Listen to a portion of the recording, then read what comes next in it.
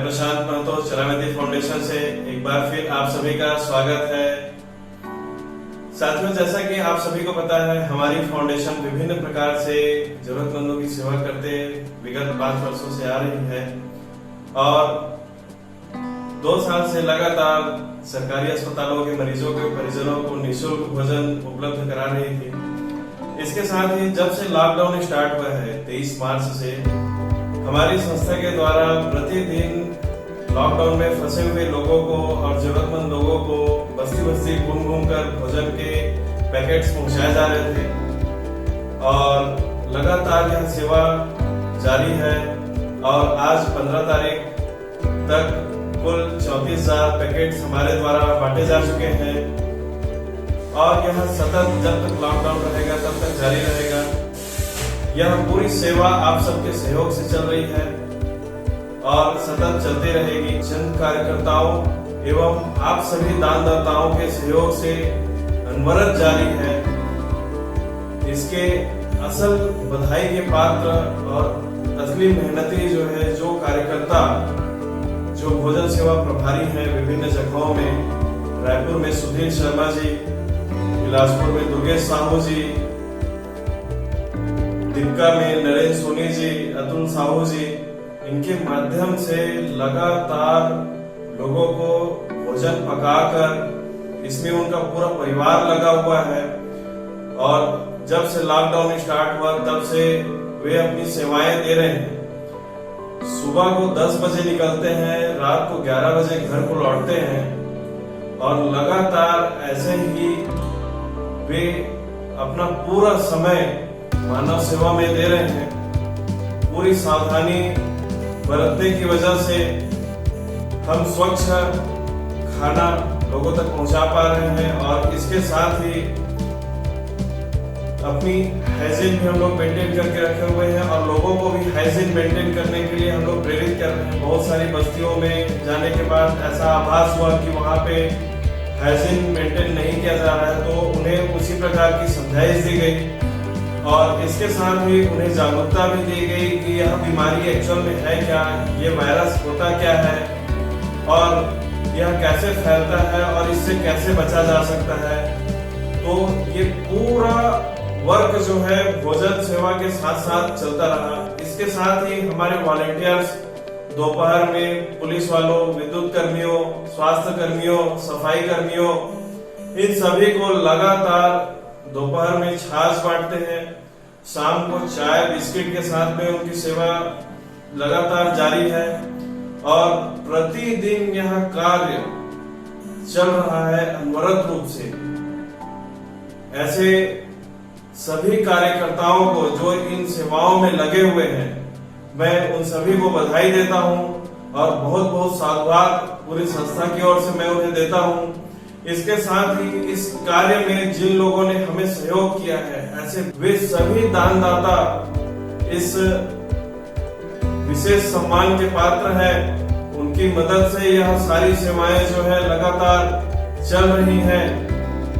वे अगर सहयोग न करते तो इन सेवाओं को इतने लंबे समय तक चला पाना बहुत मुश्किल कार्य है, क्योंकि हर कार्य में जो है सामग्री और राशि दोनों की जरूरत हमें होती ही है। इसके साथ ही श्रमदान की भी आवश्यकता होती है। बहुत से सामग्रियों को लाने ले जाने के लिए भी श्रमदान की आवश्यकता होती है। ऐसे ही लोग लगातार निस्वार्थ भाव से सेवा कर रहे हैं। जैसा कि हमारे माननीय प्रधानमंत्री मोदी जी ने पूरे देशवासियों से अपील की है कि आप अपना भी ध्यान रखिए और साथ में अपने आसपास के जो लोग हैं, जो निचले तबके के लोग हैं या जरूरतमंद लोग हैं, वे भूखे न सोने पाए, इस बात का विशेष ध्यान रखिए। हम लोग यह कार्य आप सबके सहयोग से कर रहे हैं और लगातार हम लोग यह कार्य करते रहेंगे। इसके लिए आप सबसे हमें सहयोग की भी उम्मीद है, आशा है कि आप सभी इस कार्य को लगातार करने के लिए हमें सहयोग अवश्य करेंगे। इसके साथ ही रायपुर, बिलासपुर और कोरबा में कोई भी जरूरतमंद व्यक्ति है जो वास्तविक जरूरतमंद है और मदद का हकदार है, ऐसे लोगों तक आप हमें पहुंचने में अवश्य मदद कीजिए।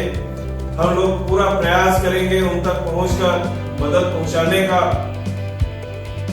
इसके साथ ही आप हमारी संस्था के व्हाट्सएप नंबर जो स्क्रीन में शो कर रहे हैं उससे भी आप जुड़ सकते हैं।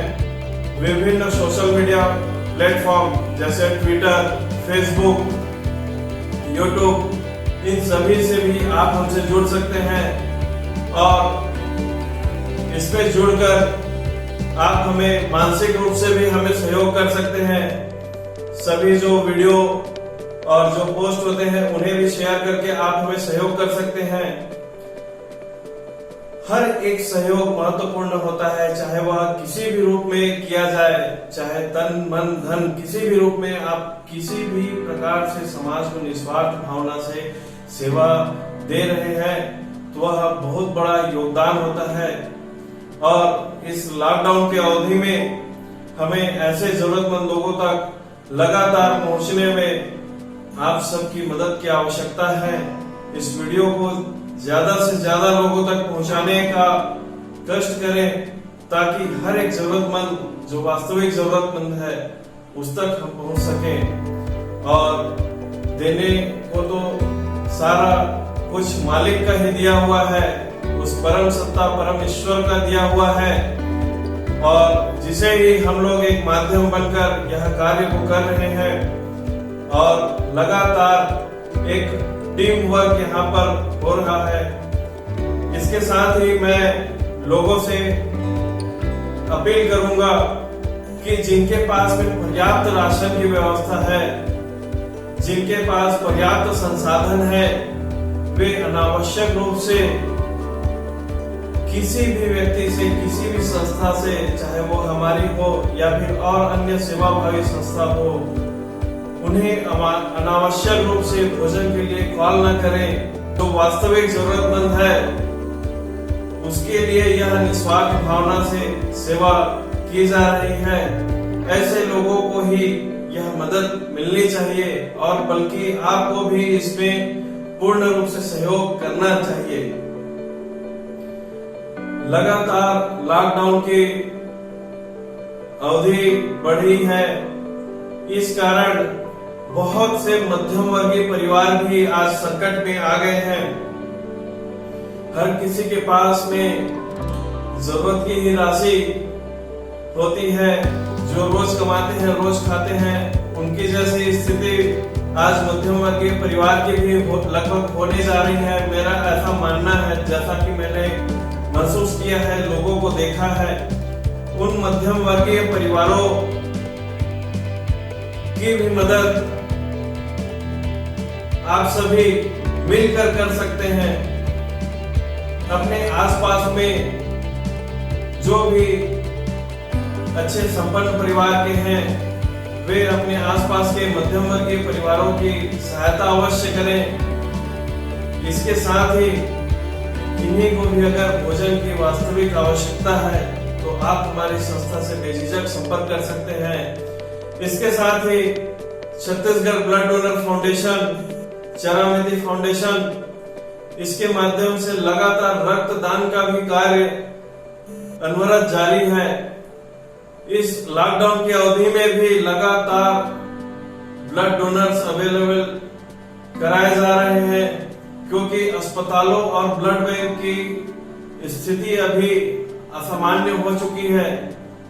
मरीज तो उतने ही हैं, लेकिन नियमित रूप से रक्तदान वहां पर न होने के कारण कमी महसूस होती है। साथ ही कोई मरीज अपने परिजनों को भी दूर से, गांव से या अपने शहर से वह ब्लड बैंक तक नहीं बुला पाता है। कुछ जानकारी का इसमें अभाव उन्हें जरूर होता है। अगर एक सिस्टम वो फॉलो करे तो शहर के जो रक्तदाता हैं वो ब्लड बैंक तक जा सकते हैं।